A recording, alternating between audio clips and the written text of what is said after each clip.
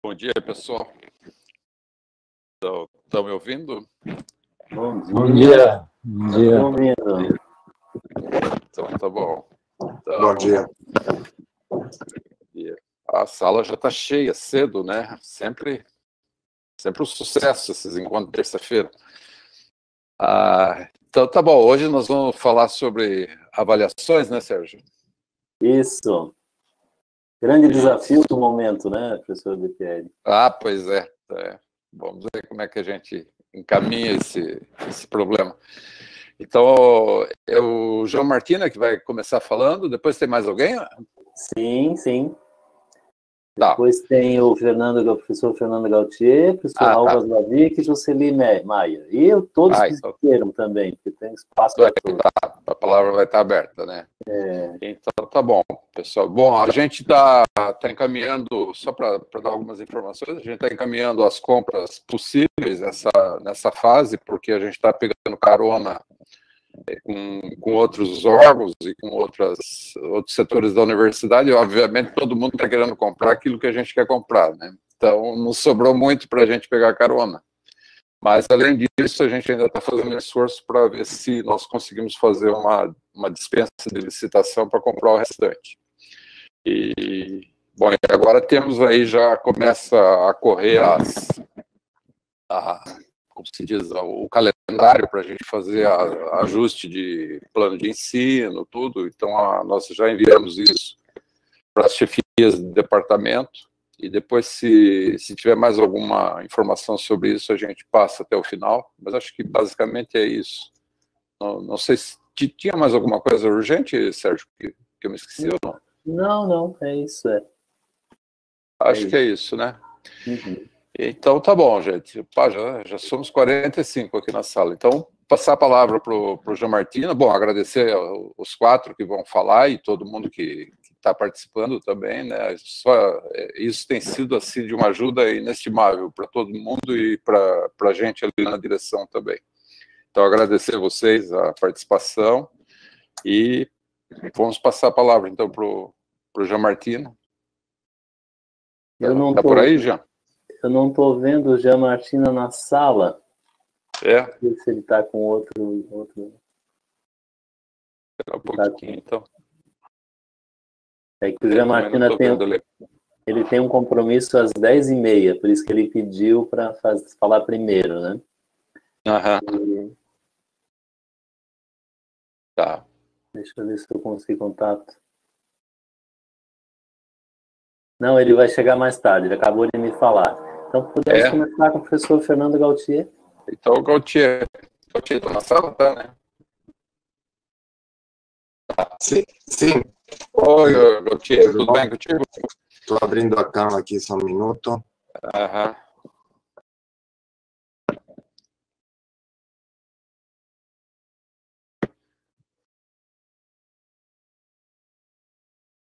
Ok? Ok, estamos te ouvindo. Sérgio, não sei quem está de gestor, podia passar a apresentação para mim? Para eu apresentar? Posso? Torno você apresentador? Pode ser? Sim. Tá, eu vou sair aqui, fechar minha câmera e fechar o microfone. Então, tá bom.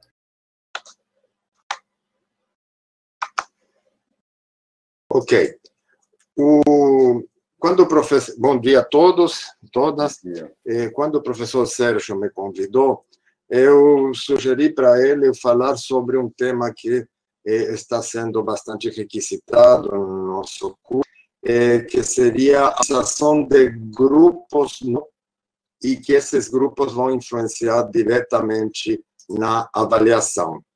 Ok? Então, eu vou fazer mais uma apresentação teórica sobre grupos no Moodle, que permite a gente compreender como que o Moodle trabalha grupos. Vamos imaginar uma situação que eu tenho 15 estudantes e quero que eles façam trabalho em grupos de 5. Então, o Moodle permite que os alunos sejam alocados a diferentes grupos e trabalhar as atividades através desses grupos. Os grupos no Moodle são de dois tipos. Temos um primeiro tipo, onde um aluno qualquer visualiza todos os integrantes da turma ou da disciplina, ou seja, ele consegue trocar informações com seus colegas de outros grupos. Nesse caso, se trata de grupos visíveis. Tá? Eu poderia ter uma situação onde eu quero que cada aluno só fale com os membros de seu grupo. Para isso, o Moodle estabelece um tipo de parede entre os diferentes grupos e vai gerar o que se chamam grupos separados. Resumindo, a gente tem grupos visíveis e grupos separados. Isso é totalmente configurável no Moodle. Vamos pensar numa outra situação, onde também tenho 15 estudantes. Eu quero que eles façam um trabalho em grupos de 5, mas fazer um projeto em grupos de 3 alunos. O Moodle vai permitir eu fazer essas duas divisões. Ou seja, para uma determinada atividade, dividir os alunos em grupos de 5 participantes, numa outra atividade em grupos de 3 participantes. Para isso, ele introduz um novo conceito, que seria o conceito de agrupamentos. Um agrupamento que é uma coleção de grupos, certo? Então, nesse caso, eu teria o agrupamento trabalho e o agrupamento projetos, que me permite alocar o projeto a esses grupos e o trabalho àqueles outros grupos. Então, no exemplo, o agrupamento trabalho tem 3 grupos e o agrupamento projeto tem 5 grupos, notando que os alunos pertencem aos 2 agrupamentos, porque o aluno que pertence ao grupo. Os agrupamentos, então, é uma coleção de grupos. Quando se cria um curso, você tem a possibilidade de adicionar agrupamentos, e um único agrupamento pode ter um grupo que também pode ter um único aluno. Então, você pode até alocar uma tarefa só para aquele aluno daquele grupo e daquele agrupamento. Qual a diferença, então, voltando só para deixar claro, entre agrupamento e grupos? Agrupamento, um conjunto de usuários, grupo, um conjunto de usuários, e agrupamento, um conjunto de grupos. Agora, a pergunta que surge imediatamente é como é que eu vou colocar os alunos aos grupos? Eu posso fazer de várias maneiras. Uma seria fora do Moodle, passo uma lista e depois incluo manualmente tanto os grupos quanto os alunos. Posso solicitar aos alunos criar e participar de grupos dentro do Moodle e através da ferramenta, por uma atividade chamada escolha de grupo. E posso solicitar ao Moodle criar e incluir alunos nos diferentes grupos e agrupamentos. A criação de forma automatizada no Moodle é bastante simples. O primeiro que a gente tem que determinar é quantos grupos vai ter, e pode ser determinado de 2 formas. Ou eu digo o número de grupos, ou eu digo o número de alunos em cada grupo, e o Moodle vai se encarregar de criar um número de grupos para alocar 3 alunos ou 5 alunos. Como é que o Moodle vai escolher os integrantes do grupo? Bom, a primeira opção é que ele não escolhe, ou seja, não distribui os alunos, que seria, ele cria os grupos, mas não aloca alunos aos grupos. Ou ele pode também distribuir aleatoriamente. Eu peço para criar grupos de 3 alunos e distribuo aleatoriamente cada aluno em seus diferentes grupos. Pode também ser feita uma distribuição por ordem alfabética do primeiro nome e depois pelo último nome, em ordem alfabética pelo último nome, depois pelo primeiro, e em ordem alfabética de um ID interno que ele tem que o Moodle cria para cada aluno. Tá? Então, basicamente, o que eu tinha a conversar era isso, sobre grupos visíveis ou separados, agrupamentos e criação de grupos.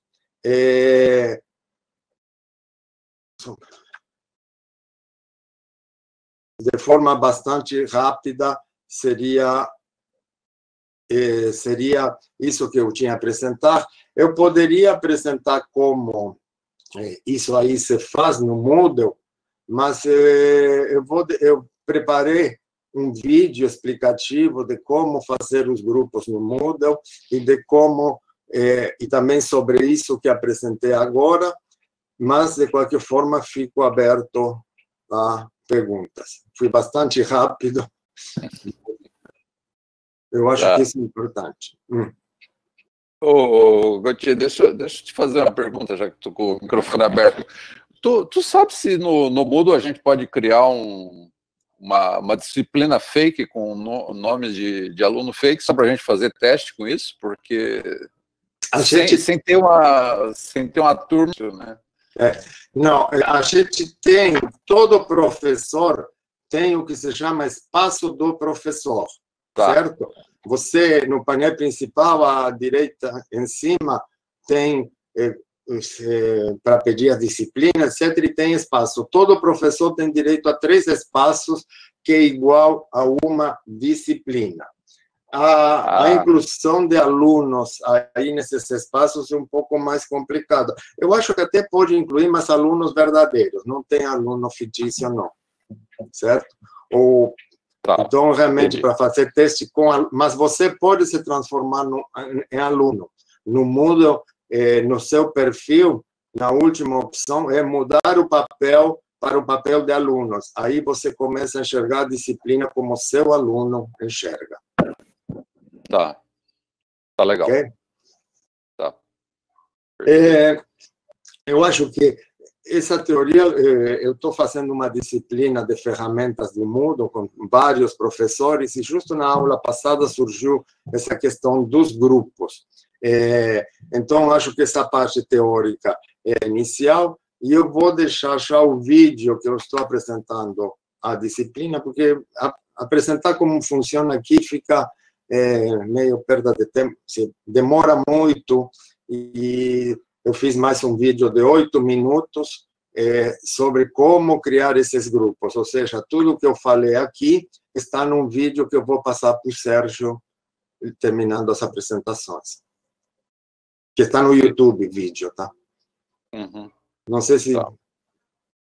Ótimo, Gautier, se quiser colocar no chat, depois eu coloco no resumo. Não, Gautier, tu não poderias colocar o endereço desse vídeo no YouTube aí para a gente? Já coloco, que eu vou ter que entrar no YouTube. Meu Deus. Terminando a minha fala, as minhas respostas, eu vou colocar 3 vídeos. Um vídeo que eu fiz com essa apresentação, certo? Se alguém ficou com alguma dúvida, porque fui muito rápido. Um vídeo que eu fiz criando os grupos dentro de uma disciplina do Moodle, e até vou pedir licença para quem está matriculado, porque eu sei essa disciplina mesmo, e um vídeo que eu fiz sobre como alocar agrupamentos a atividades, ok? Então, terminando a minha apresentação, eu tenho que entrar eu tenho que ver onde está o endereço. Acho que eu tenho. Ok. Gautier, uma coisa bacana dos grupos aí, eu acho que é para avaliações de projetos, de trabalhos, né? Nesse sentido, né, que você imaginou, né? É nesse sentido, mas também, que ninguém me ouça, se você marcar uma videoconferência, podem ser em grupos e elas são você separa os alunos em grupos para trabalhar. E você pode fazer, por exemplo, um chat. Você pode fazer separado por grupos. Cada grupo conversa entre si e você pode migrar de um grupo para outro.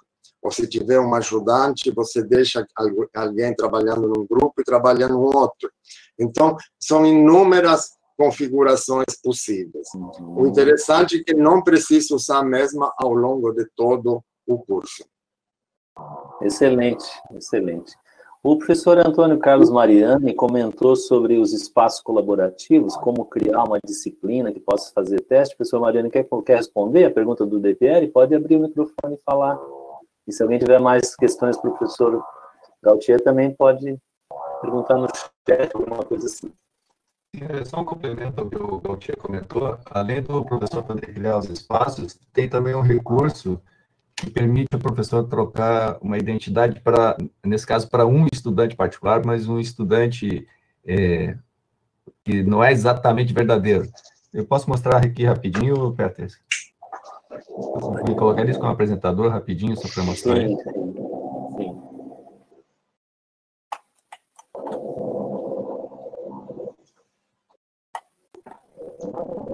Deixa eu achar aqui, falhos aqui.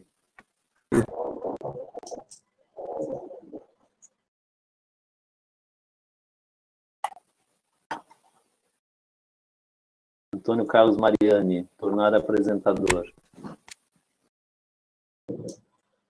Só que eu não consigo compartilhar a tela aqui. Ah, tá. Não, só o webcam. Acho que o Gautier tem que deixar ele compartilhar a tela ali, ou a apresentação. Eu já deixei ao sair. Acho que é o Sérgio que está compartilhando alguma coisa. Sérgio, então. Como é que eu faço para descompartilhar? É o último botão abaixo à direita. Mas daí o que eu faço? Fecho ele? É o último botão, clica e ele vai fechar. Pois é, para mim está fechada. Então teve que esperar um pouquinho. Retoma para ti a apresentação, Peters.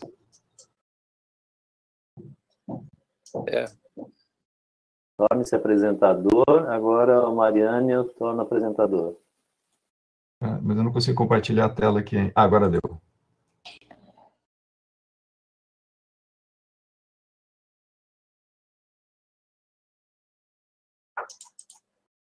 O recurso que o professor Gautier falou é esse aqui, quando você entra na tela inicial, tem um item aqui que é espaço do professor. Nesse espaço do professor, entrando aqui, qualquer professor pode criar até 3 espaços e só colocar um nomezinho aqui para diferenciar um do outro. E esse é exatamente um curso mudo igualzinho à disciplina. Então, esse foi o recurso que o professor Gautier falou. Existe um outro recurso que é o professor acessar como se fosse um estudante, mas mais do que isso, tem esse outro aqui que permite trocar de identidade para um estudante efetivamente. Ou seja, aqui é criado uma espécie de usuário falso que corresponde ao meu nome com o nome de usuário. É um usuário fictício que existe, só que acho que diferente do que o professor DP está pensando, não são vários, são apenas um. Então, aqui eu posso escolher, por exemplo, eu vou pegar nesse meu espaço do professor e vou dizer que eu quero entrar ali. Significa que, nesse momento, eu estou ingressando nesse curso do espaço de professor. Se vocês olharem aqui dentro, aqui em cima, estudante de tal.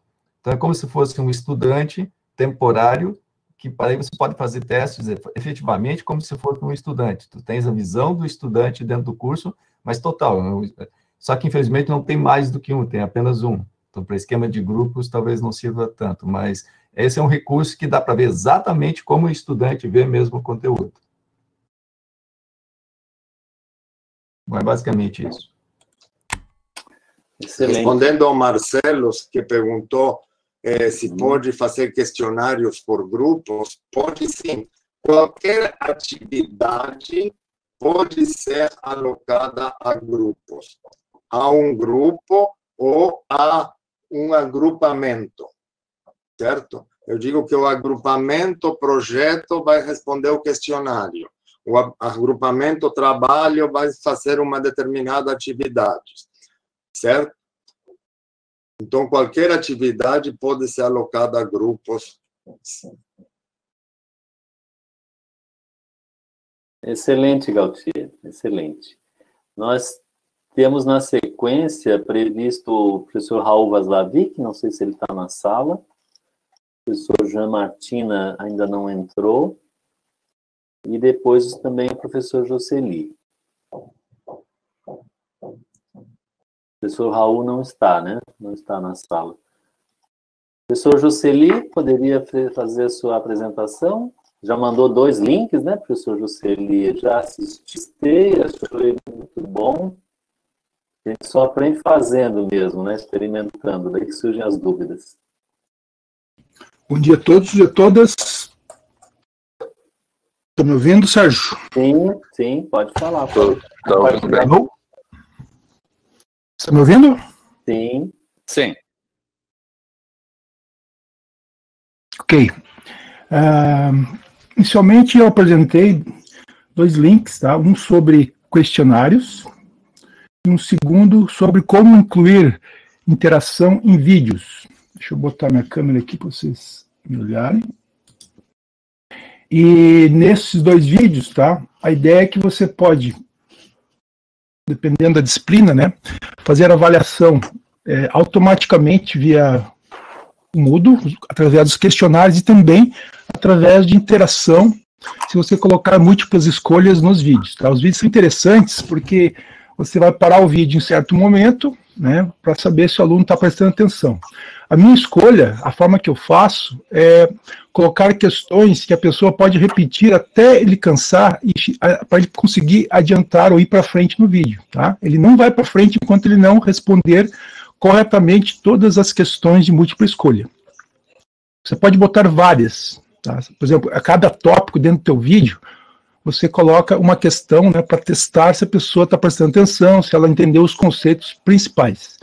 Então, você poderia fazer um vídeo bem longo, a princípio, um vídeo de 30 minutos, 1 hora, mas aí para dosar isso, você botaria, por exemplo, em 4 pontos, questões de múltipla escolha, permitindo, assim, o aluno, inclusive, descansar, porque o vídeo para, enquanto ele não responder as perguntas, né, naquele ponto estratégico, vamos dizer assim, ele não avança. Então, eu uso essa estratégia, mas pode ser feito de formas diferentes. Você pode, inclusive, fazer perguntas, se ele errar, vai para frente, e no final, né, como está explicado no vídeo, as notas das avaliações que você fez no vídeo serão enviadas para o Moodle e vai aparecer como uma atividade com nota lá no livro de notas. Então, dependendo da escolha, você pode usar isso para avaliação também. Tá? E eu acho, na minha opinião, uma avaliação muito boa, apesar de que você precisa fazer um vídeo. O vídeo dá trabalho. Tá? Nesse primeiro ponto, alguém tem alguma dúvida? Eu compartilho, Jocely, que realmente assistindo o vídeo a gente consegue fazer, consegue reproduzir. Talvez se você quisesse mostrar no Moodle onde que está o recurso, né? Sim, sim. Uhum. Eu vou fazer isso depois, eu vou só dar uma geral, porque eu percebi com os colegas, Sérgio, que muitas pessoas já fizeram isso, alguns já estão, digamos, sabem bem mais do que eu sobre isso, e outros não têm a menor ideia do que é, nem se é possível fazer, né? Como o professor Gautier mostrou aqui, a ideia de grupos é uma ideia muito interessante, simples de usar, só que as pessoas nunca fizeram, então a gente tem que dar uma geral antes para a pessoa não cair direto na água fria, né? Tem que ir esquentando aos pouquinhos o pé. Então, esse primeiro ponto é importante, vocês podem fazer questionários, tanto na forma de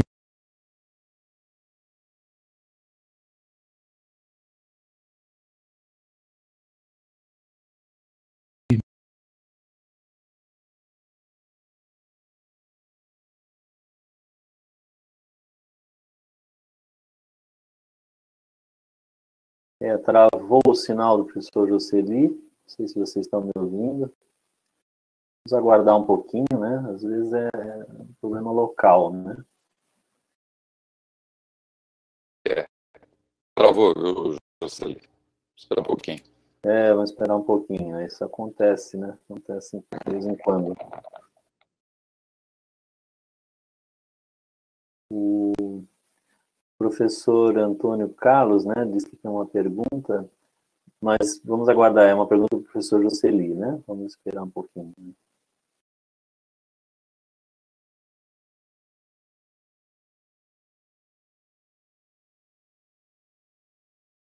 Uma coisa que nós planejamos também hoje é compartilhar parte da pesquisa que foi feita com os alunos da engenharia mecânica e outras engenharias que o professor Gagione coordenou. Talvez a gente pudesse apresentar rapidamente isso, que eu já tinha combinado com o professor Gagione. E também temos um compartilhamento sobre completude no Moodle com o professor Mariani. o professor Jocely, como não entrou ainda, talvez seja o caso de apresentarmos essas duas coisas então, né? Vamos apresentar primeiro, então, do professor Gargione. É uma pesquisa que foi feita entre os alunos para ver que tipo de aula e avaliação os alunos preferem. O professor Gargione pode fazer um resumo agora, daí eu apresento aqui a... Alô, pessoal, desculpe a interrupção aí. Voltei, tá? Posso continuar, Sérgio? Pode continuar. Aqui em casa eu tenho 2 filhos que estão fazendo medicina e os 2 estão tendo aula simultaneamente agora. E meu roteador, ele esquenta e cai mesmo. Tá certo. Bom, espero que não tenha mais interrupções. Eu parei no ponto que eu ia apresentar um slide, né? Isso, deixa eu te colocar como apresentador, que eu acabei... Ele volta para mim, né, quando você cai. Então, posso apresentar, então, rapidamente, tá, pessoal? Pode. Aqui eu estou sem a opção, Sérgio, de apresentar os slides. Isso, é porque quando caiu, voltou para mim. Ok, agora, então vou colocar aqui. Rapidamente, tá, pessoal? A ideia é para dar uma ideia geral para vocês, principalmente quem está começando aí, ok? É importante que vocês tenham uma visão geral, né? E o negócio não é tão feio quanto parece. Muita gente tem medo do mudo. Só não tem coragem de mexer nas opções lá, mas não é tão difícil, não. Ele tem uma interface feia, né? Até o Mariane comentou que a gente poderia, eventualmente, melhorar a versão. Contudo, não creio que esse seja o momento de mexer no mudo, porque pode dar problema, né? Então, eu vou sair da tela aqui rapidamente, pessoal, tá? Para quem não tem ideia, o que são os questionários, tá? Os questionários, eles têm várias opções, tá?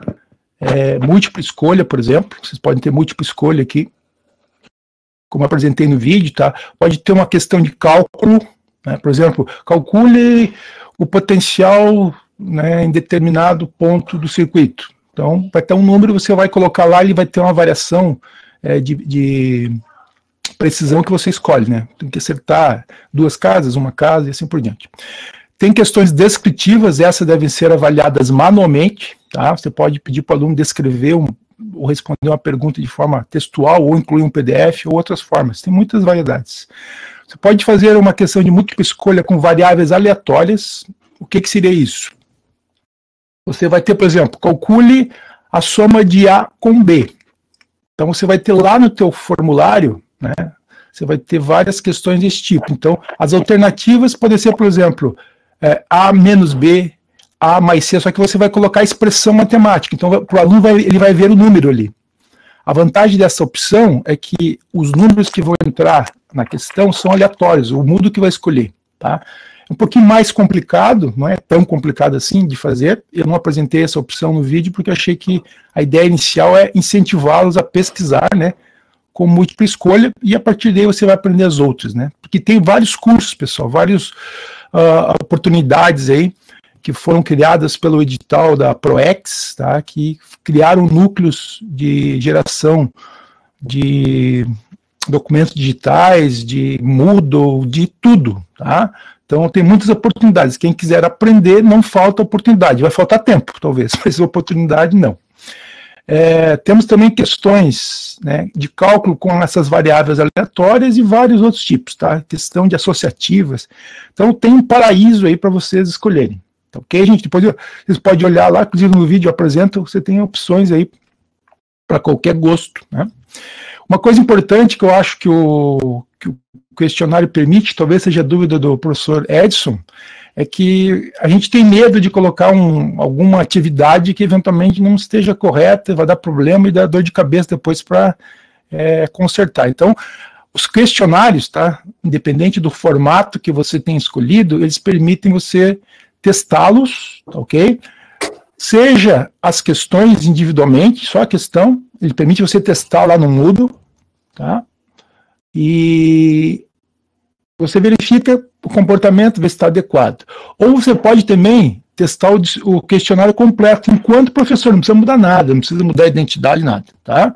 Eu faço isso, obviamente, porque eu já apliquei questionário com os alunos, e vou continuar aplicando agora nessa etapa, chamada de etapa de testes, né, ou preparação, Então, são questionários opcionais, não estou obrigando ninguém a fazer isso, mas o pessoal está gostando, tá? O pessoal está achando interessante. Tá? Eu vou dar só uma dica para vocês que eu descobri, não descobri, mas que eu entendi que seria melhor, que é o seguinte, né? Você tem, por exemplo, 2 horas, né? 2 horas aulas, hein?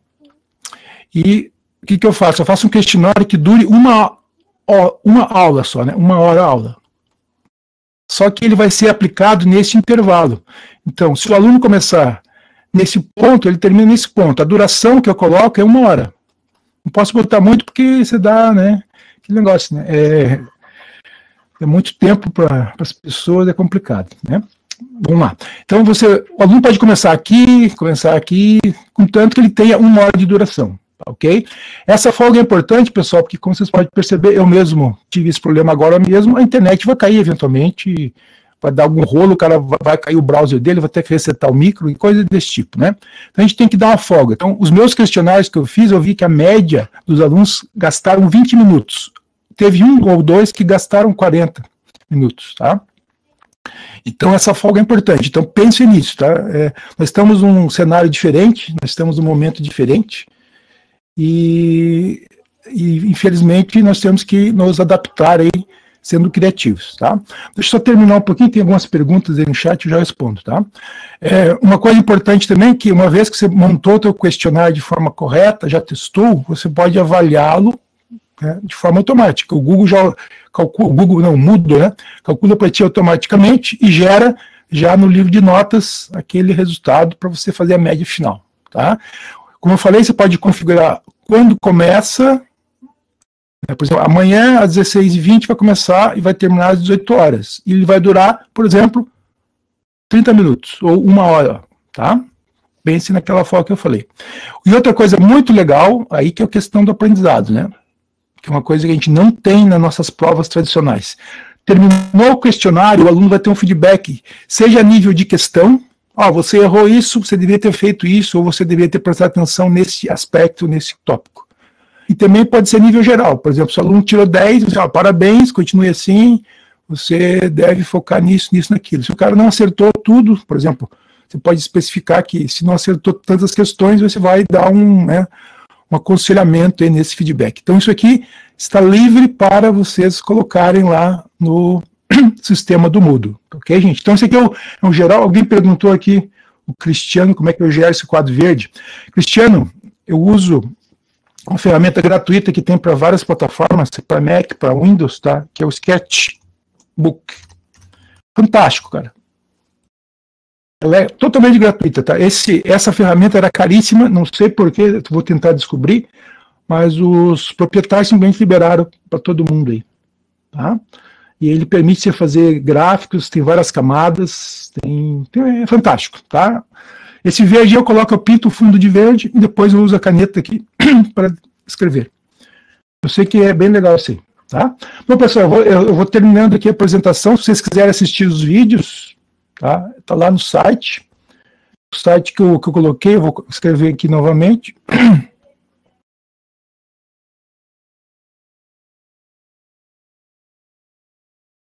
Se for decisão aí da direção, eu posso colocar os vídeos agora, mas eu acho que pode não ser tão bom assim. Qualquer coisa você me pergunta no chat aí, tá?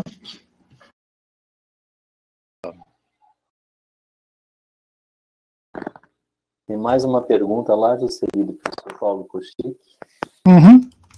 O Paulo, você pode escolher, tá? Então, por exemplo, eu vou dar um exemplo que eu fiz semana passada. Pessoal, eu aviso os alunos, às 16h20 começa o teste, às 18h termina, mas vocês têm 1 hora de duração. Então, se o cara, né, a pessoa resolver começar às 16h40, ele vai ter mais 1 hora a partir do momento que ele começou.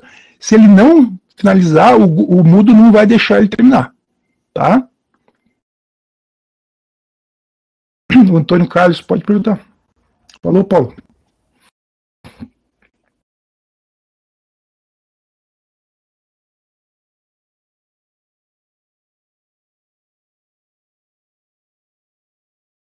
O professor Adroaldo, eu não sei se serão somente relacionados ao mudo, mas conforme a nossa legislação mais recente aí, aparentemente somente o AVA do mudo está citado. Não sei se isso procede, professores aí da direção, mas aparentemente é isso. É isso que eu entendi, professor Adroaldo. Mas, enfim, depois a gente conversa sobre isso. O professor Antônio Carlos pode fazer a pergunta. Bom dia. Bom dia. Bom dia. Não estou ouvindo. Você está em silêncio, Antônio. Valdir, a gente não está te ouvindo.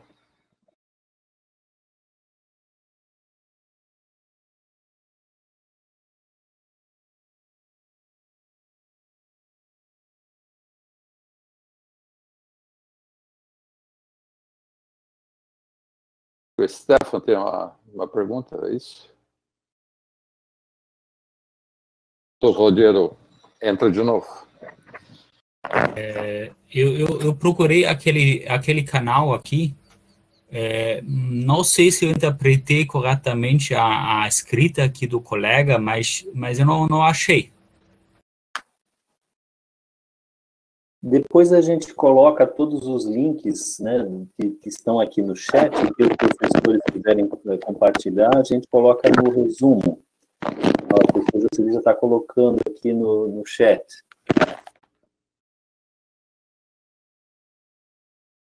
Quando a gente faz o resumo, normalmente a gente manda para os apresentadores para fazer uma revisão, colocar links, enfim, informações complementares.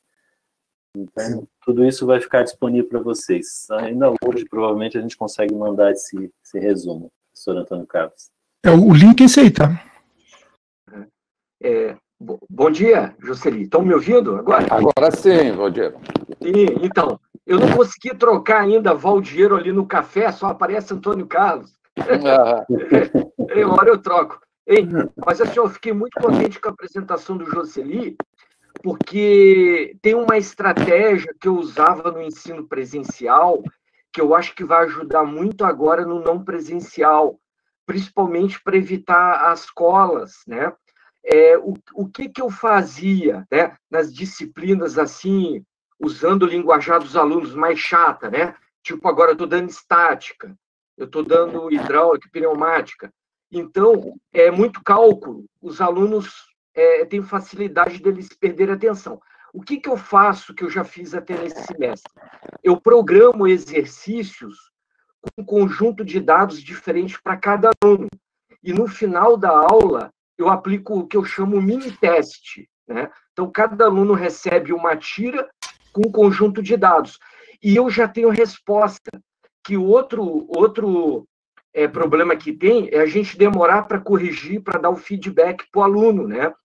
E eu costumo fazer uma brincadeira. Se ele errar na primeira vez, ele paga 2 pontos de consultoria, vale 8. Se ele errar de novo, vale 6.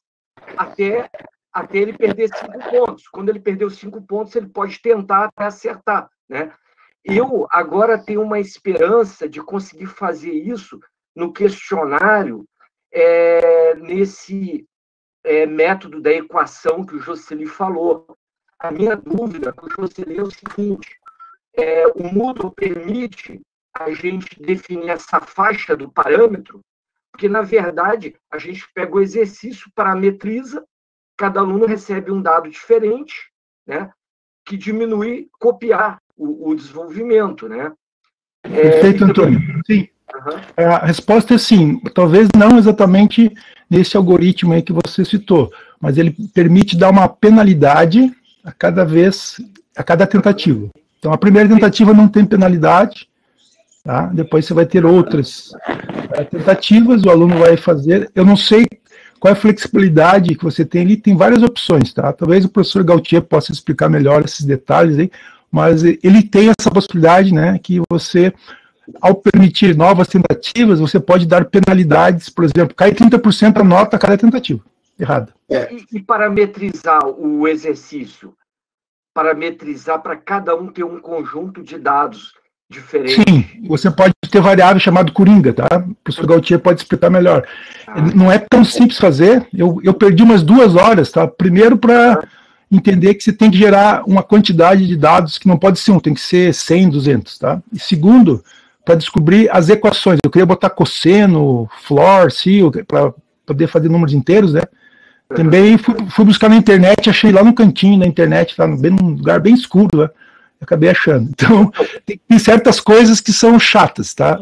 Mas com certeza nos cursos aí que a UFSC está oferecendo, através do edital da ProEx e outras iniciativas aí, do LED e outras, né, pessoas que estão apresentando soluções aí de forma individual, como eu, o professor Sérgio, o professor Peters, e a direção também está oferecendo várias iniciativas aí. A gente acaba achando caminhos, né? Então, mas alguns caminhos são mais difíceis que outros. Então, isso poderia ajudar a gente a aplicar a prova inicial também. Outro problema também que facilita a correção, né? A gente não tem que corrigir lá 30, a gente só vai aonde que atacar o aluno que está com dificuldade, né? Para ver qual o problema, né? Isso ok. Aí, tá bom. Perfeito, então. Obrigado pelas perguntas. É só uma questão. Muito boa a apresentação do Joseli. Eu realmente não conheço muito a ferramenta H5P, mas o próprio Moodle tem também a ferramenta questionários, tá? E você pode, inclusive, fazer um banco de questões e o Moodle sortear para cada aluno uma combinação diferente de perguntas, de questões, e uma combinação, e misturar também as opções, para aquela A num passa a ser C no outro, então de forma que fica mais difícil passar cola de um para outro, tá? Mas esse é o questionário do Moodle e não do H5P. Não sei se eu expliquei. Obrigado. Nós estamos preparando um material sobre isso, talvez a próxima semana esteja pronto e eu vou repassar para o Sérgio. Professor Gautier, obrigado. Eu queria esclarecer, talvez ficou confuso. São 2 coisas diferentes, realmente, tá? O questionário é uma atividade e o H5P é um recurso. Eu tenho 2 vídeos lá, até mais 2, tá? Que explicam como você faz e também como é que é a impressão para os alunos. Eu fiz um vídeo especialmente para os alunos para saber o que eles têm que fazer na atividade H5P, ou recurso H5P. E eu apresentei só um pedacinho, é só a ponta do iceberg. Tem muitas coisas lá, tá, pessoal? Então, eu acho que vai ser impossível, mesmo fazendo cursos, vocês observarem todas as opções. Vocês, né, vão ter que pesquisar. Eu acho que tem que fazer como eu fiz. Eu queria fazer uma coisa. Eu quero fazer isso. Como é que eu faço? E eu fui atrás, tá? Então, vocês têm uma ideia de curso, uma ideia de atividade, uma ideia de avaliação, pensem nela como... Eu queria fazer assim. E vejam se o Moodle consegue te oferecer. Tem bastante pessoas aí na UFSC atualmente que podem responder essas perguntas com detalhes aí, tá? Felizmente, aí, a proatividade da reitoria, né, e da direção também está nos oferecendo oportunidade de achar respostas. Mas temos que perguntar, né? É isso aí. Eu teria dificuldade em responder essa do vestibular. Eu não cheguei a ver em profundidade, Joseli, mas uma que eu gostei muito no H5P é a possibilidade de fazer resumos. Ou seja, você manda um texto e pede para o aluno fazer uma sumarização do texto, onde ele apresenta diferentes frases que poderiam se referir ao que está escrito no texto. E ele tem que escolher. E ele corrige automaticamente. Então, você poderia fazer resumos automáticos. Também estou preparando material sobre isso, ainda não tenho claro isso. Perfeito, professor Gautier, perfeito. Muito bom, Joseli e Gautier. Tem algumas perguntas que chegaram aqui pelo chat, não sei se a maioria já foram respondidas pelos próprios chats. O Jean Martina chegou na sala, né? Então a gente poderia passar para a apresentação do Jean Martina, e aí no final fazemos uma rodada geral de dúvidas e compartilhamento de experiências, né? Jean Martina, pode fazer a sua apresentação, então? Oi, Sérgio. Eu queria pedir desculpas, mas é que acabou... Eu aceitei o convite do Sérgio, mas eu tinha uma defesa de um TCC lá de Araranguá, né, acontecendo agora, e ela atrasou um pouquinho, por isso eu não consegui entrar antes. Então, talvez eu seja repetitivo em algumas coisas que eu vou estar mostrando que eu queria compartilhar aqui com vocês. Tá? Bom, eu tenho trabalho, talvez esse modelo novo da UFSC, né, que está entrando agora em vigor com esse ensino emergencial e remoto, né, talvez ele se adapta muito bem ao meu modelo didático que eu tenho praticado aí nos últimos 8 anos que eu estou na universidade, entende? De trabalhar sempre bastante apoiado no Moodle, tá? E trabalhar com avaliações automatizadas pelo Moodle, ter uma série de aulas gravadas em vídeo, né? Então, eu passei aí uns 2 ou 3 anos dando a mesma disciplina e colocando a cada aula uma câmera dentro da sala para gravar, para tentar achar qual que era a melhor aula para disponibilizar para os alunos, tá? E agora, nesse momento em específico que está a pandemia, eu estou afastado para formação, né? Então, o material que eu acabei produzindo, ele está auxiliando outros colegas que acabaram ficando com a disciplina, tá? Eu queria, então, mostrar para vocês aqui o curso de estruturas de dados, né, que eu e o professor Aldo von Wangenheim, a gente ficou desenvolvendo ele de 2013 até 2018. Então é um curso que dentro do INE, ele é ministrado com 2 turmas, tá? Uma turma de ciência da computação, uma turma de sistemas de informação. Eu e o Aldo, a gente ficou com essas 2 turmas por 5 anos, tá? Ou seja, esse modelo, essa estrutura aqui foi sendo construída com 20 turmas trabalhando, tá? Em cima dele. Talvez a principal estratégia nossa era sempre concentrar tudo com o Moodle, tá? E ter uma estrutura colocada sempre com estagiários de docência, com automação das tarefas e assim por diante, tá? Então, se vocês olharem aqui, talvez vai ser difícil você achar um Moodle que é mais estruturado e que utilize melhor as ferramentas. Mas o que eu quero focar aqui com vocês é que eu e o Aldo, a gente ficou desenvolvendo por muito tempo essa ideia de gravar as aulas. Então, o curso, ele tem 23 aulas teóricas, e elas estão todas gravadas e colocadas numa playlist aqui, tá? E não são gravações de um semestre em específico, são gravações que foram colocadas durante vários semestres, tá? E aí, inclusive, a gente tem várias versões de cada uma dessas aulas, e eventualmente a gente, quando tem um trabalho que é de um jeito, a gente usa uma aula, quando tem um trabalho que é do outro jeito, a gente usa outra aula, né? Porque tem, inclusive, essas variações que a gente foi gravando com o tempo, tá? A gente tem também aqui o básico, tá, da disciplina. Então a gente tem fóruns, a gente explora essa estratégia, né, de compartilhamento dos links e tal. Eu acho que a gente também, já há muito tempo, né, tinha estratégias para questões de greve, para outras questões, como o uso dessas salas virtuais, que agora estão sendo recomendadas. Eu acho que parte do que o Sérgio pediu para apresentar aqui são 2 coisas, tá? Uma delas para quem tem que fazer o uso de ferramentas de programação, tá? É o uso dos Virtual Programming Labs, tá? Onde a gente pode pegar e passar trabalhos para os alunos, e esses trabalhos, eles se corrigem automático, tá? Então, aqui eu vou abrir uma outra aba, 2 outras abas aqui, vou mostrar para vocês, tá?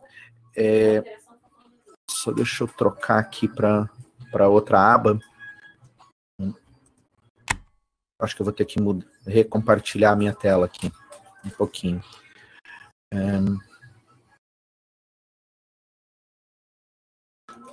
Então, isso aqui é um exemplo de trabalho, né, onde a gente dá um trabalho de programação para o aluno. Aqui a gente está ensinando eles a programar pilhas, né, utilizando o vetor como estrutura base.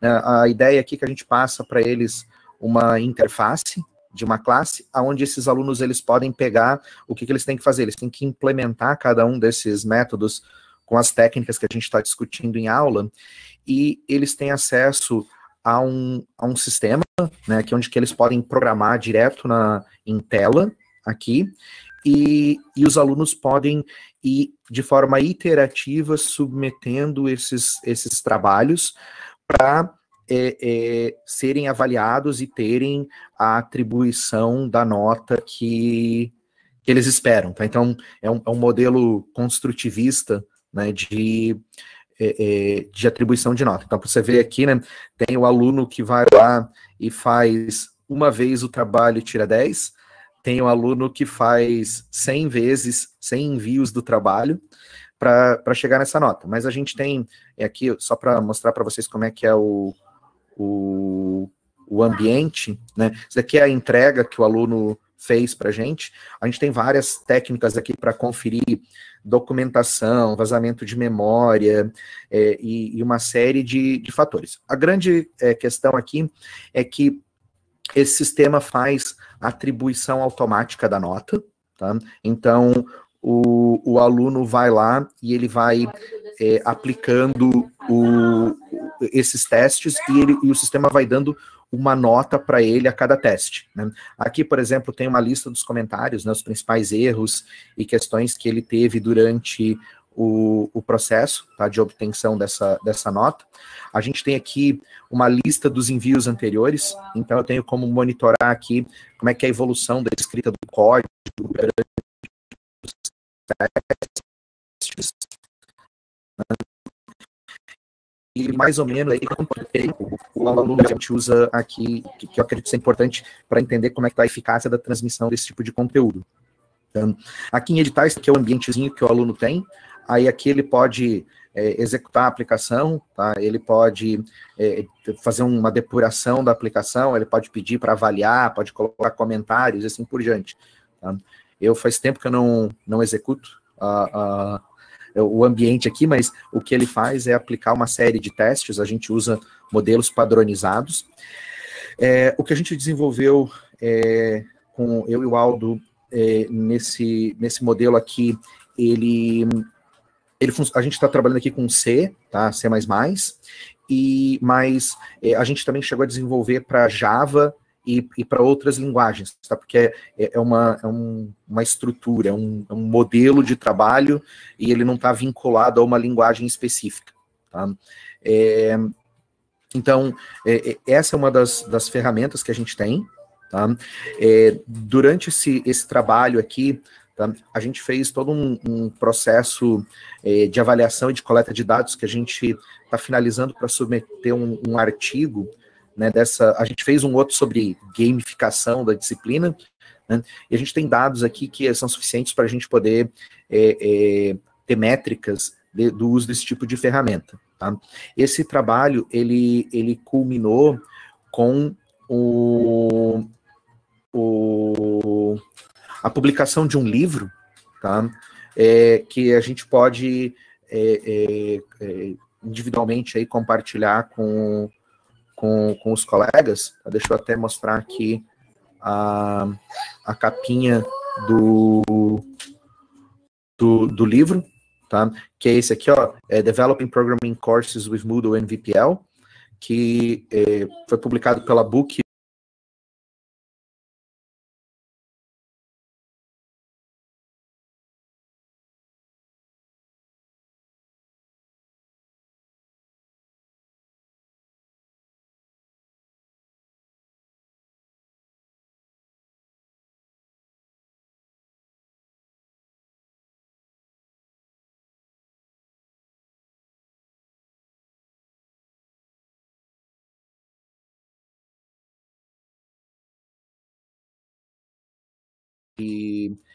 Mostrar para vocês a questão estatística, tá?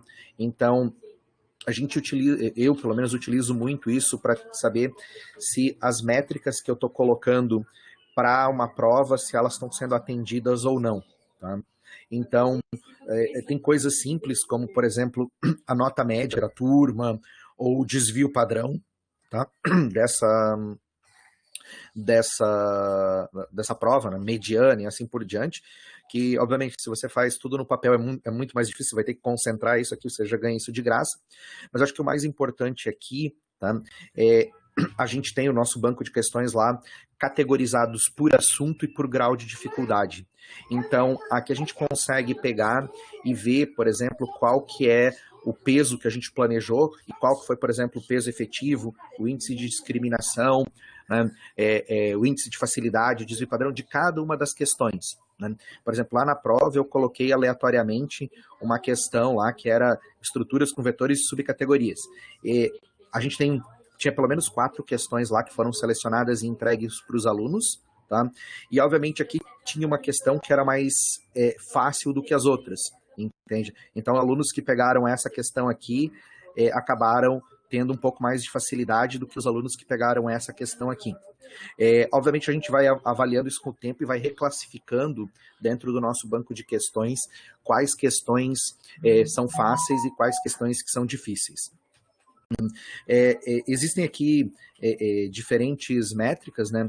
A gente sabe, por exemplo, que alguns assuntos são mais difíceis que os outros, porque você claramente consegue ver aqui, né, que utilizando listas encadeadas é muito mais difícil do que o uso de estruturas baseadas em vetores, porque o índice de facilidade dessas questões é muito menor, né? E algumas questões aqui a gente acaba, às vezes, até tirando para que elas não impactem tanto na discriminação dos usuários, né? Ela começa a dar umas discrepâncias muito grandes dentro do processo de avaliação.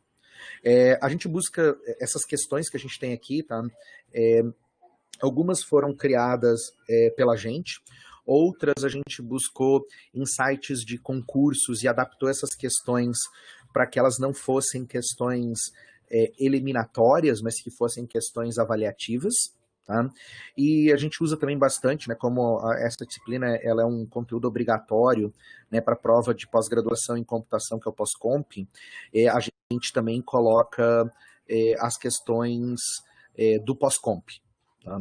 E aí aqui a gente vai, aqui é um panorama para vocês dessa estruturação. Aqui a gente consegue ver, né, dados de gráfico, né, de cada um dos assuntos, né, como é que foi a eficiência de discriminação. Então você pode ver aqui que a questão 4 foi uma questão que a gente não consegue medir praticamente nada, porque ela teve um índice de facilidade altíssimo, tá?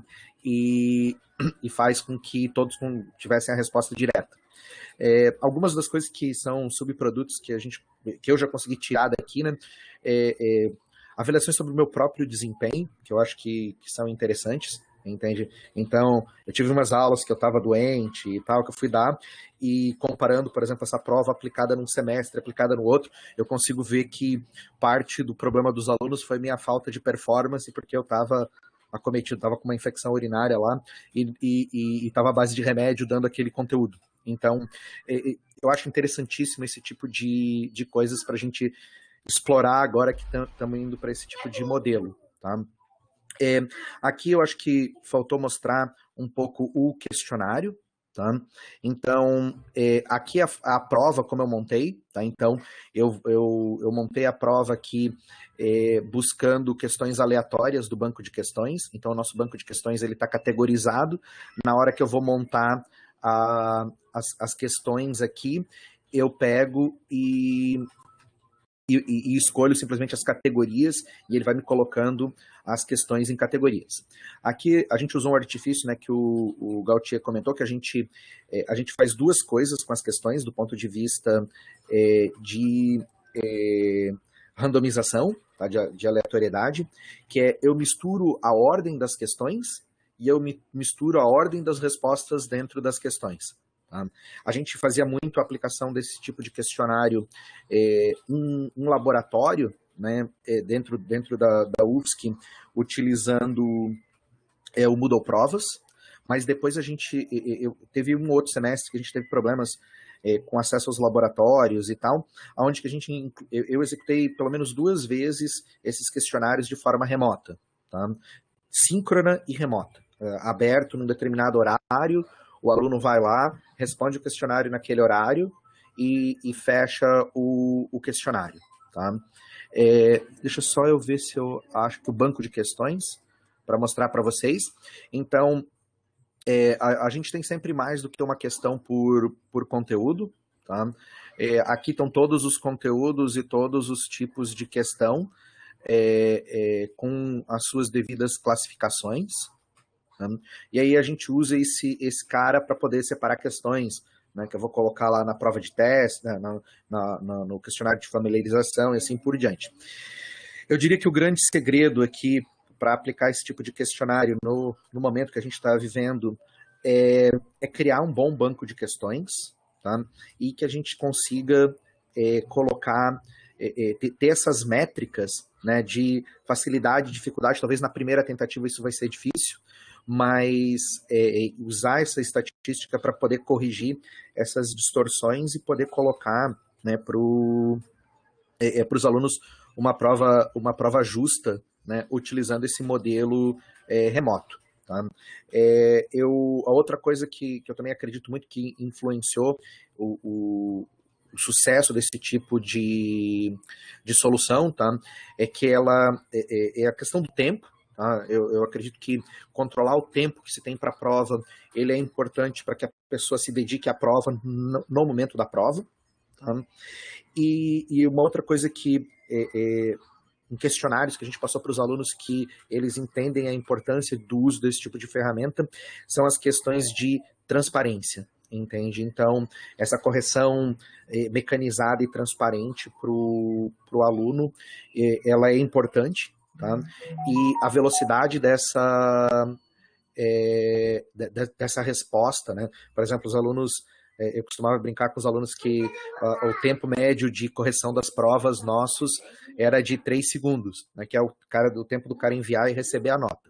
Obviamente que, entre todas as questões burocráticas dentro da universidade, essa nota atribuída pelo computador ela é validada pelo professor, então tem esse tempo, né, de contestação do aluno, existe sempre essa minha avaliação dentro do processo. Tá? E eu não preparei nenhum conjunto de slides, eu queria era mais mostrar isso que a gente fez e queria me colocar aí à disposição para responder eventuais perguntas, questionamentos dos colegas. Tem algumas perguntas no chat, Jean.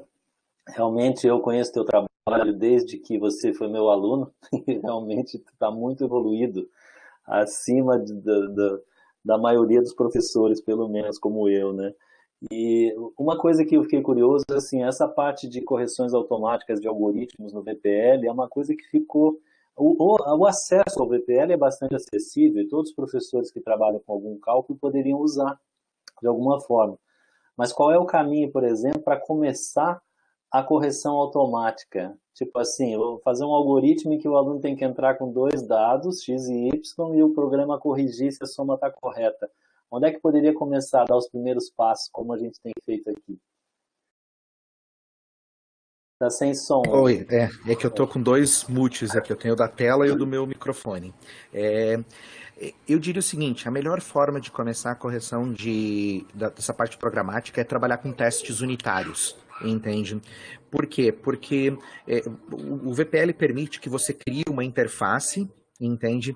E veja o resultado na interface. Ele faz um parsing lá da saída da interface e consegue isso. Só que é extremamente limitado o que dá para fazer com isso, tá?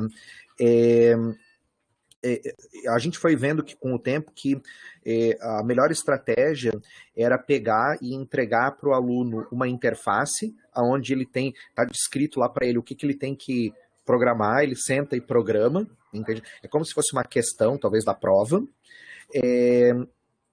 e a gente usa a saída do teste unitário para fazer isso. Então, se você, aquele que eu apresentei lá executando, tá, é o sistema de testes unitários que a gente usa por padrão no C, tá?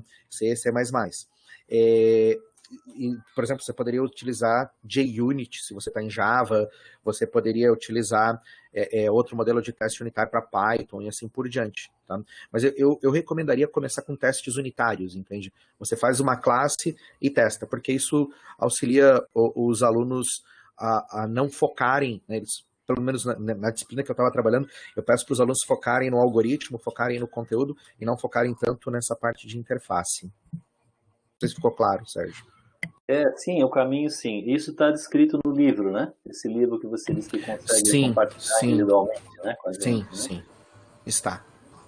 Então a gente vai colocar um contato na súmula, Jean, se possível, o que tu queira, para que as pessoas possam pedir o livro, quem tiver interesse. Não sei se tem o e-mail, alguma coisa assim.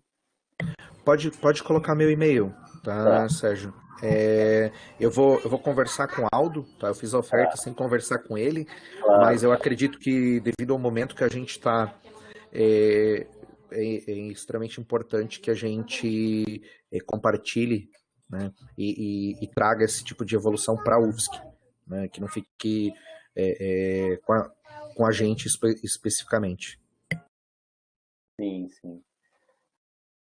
Teve algumas perguntas aqui no chat, mas de caráter mais geral. Eu penso que a gente poderia deixar para o final, as perguntas do professor Stefan Pohl, o que fazer quando perder uma conexão, né? Só para adiantar, professor Stefan, eu já fiz experiências agora, nesse período, e pouca gente perde conexão durante uma prova, tá? Mas a gente tem que fazer um pacto com os alunos. Eu fiz um combinado com eles, né? Para a gente ser o mais autêntico possível. No momento em que todos têm que se ajudar, né, o professor e o aluno têm que estar numa parceria muito próxima. Então eu não vejo que seria um problema crônico. Alguns vão acontecer como perde prova presencial, né, Jean? Perde o ônibus e perde a prova, como você citou outro dia, né? O que a gente vê é o seguinte, né? Você tem que ter um mecanismo de não incentivo à queda da conexão, porque é aquela história, né? Existem os problemas genuínos e os não genuínos. Então, eu acredito que talvez a resposta, né, para isso é ter talvez um processo um pouco mais burocrático para essa segunda chamada, né? O que faria com que não seja interessante o aluno optar pela segunda chamada com uma queda de conexão. Tá? Mas eu entendo, é um problema. Eu conversando com o professor Raul, também, né, aqui do INE, que também usa a mesma estratégia de provas, e inclusive com mais aplicação remota que a gente, os alunos dificilmente perdem a conexão da prova, entende? Porque não é comum perder a conexão. Eventualmente acontece, né? Mas se você vê que você está com 50% dos alunos perdendo conexão, é porque está faltando algum incentivo para eles não perderem. Certo, ótimo. Então, eu acho que a gente podia passar para o professor Gagione para apresentar um questionário que a gente fez, que eles fizeram com os alunos e a gente teve oportunidade de ver. Jean, se tu puder ficar aqui mais um pouco, seria bom, né? Porque os assuntos são muito ricos aqui, surge tudo que é tipo de pergunta, então... Sim, sem problema, Sérgio. O Gautier também, de vez em quando, é chamado, né, para responder. Eu até, aproveitando, Sérgio, antes de você encaminhar aqui, só para responder, né? O Daniel tinha colocado sobre questões somatórias. A gente já fez esse teste, tá? Você coloca a questão somatória como se fosse uma questão de resposta matemática. Tá? Você coloca no texto do enunciado as opções com os números, e aí você diz, a resposta é numérica. É numérica, sei lá, é 63, que é o número do somatório correto. Ela é difícil de fazer somatórios parciais, tá? Isso daí já é mais difícil, mas quando eu fiz meu vestibular da UFSC, era naquele somatório de antigamente, né? Do certo total, e do errado. Né? Somatório total.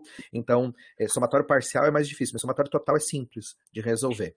E a outra coisa, falando sobre o comentário do Jean Hawk, né? A gente... sim, tá? O VPL ele é um auxílio, ele é uma ferramenta, tá? Ele é uma ferramenta de apoio ao professor e ao aluno, entende? Mas eu concordo que ele não responde a todas as necessidades. Lá em estrutura de dados, tá? A gente utilizava muito ele para ensinar os alunos a ter que para aprender a programar você tem que programar um pouquinho todo dia, entende? Então, ele não era o objetivo final da avaliação. Então, avaliar, por exemplo, interfaces, algumas outras questões, talvez a disciplina que a gente estava utilizando, ela era muito boa para aplicar o VPL. Tá? Em outras disciplinas, vai precisar de uma metodologia um pouco mais manual, tá? Mas o VPL consegue tirar o grosso do problema, entende? O VPL, como a gente está trabalhando agora ali nessa disciplina, que agora não está mais comigo, está com o Aldo e com o Alexandre, né? Desde 2018-2 eu saí da disciplina, porque depois de 20 execuções da mesma disciplina eu já estava entediado, aí eu pedi para sair mesmo tendo tudo pronto. Tá? E o que a gente vê, né, ali nesse caso específico dos VPLs para essa disciplina foi que a gente foi fazendo um esquema incremental, né? Então a gente começou com testes de interface, como eu falei, né, que o aluno coloca a interface e a gente procura um texto específico na interface. Só que com aquele texto específico, o aluno pode saber, a resposta disso daqui, fulano me disse que é, sei lá, 42. Então ele vai lá e dá print 42, e aí eu acho aquilo na interface e o cara não programou, não fez cálculo nenhum, entende? Então por isso os testes unitários são melhores.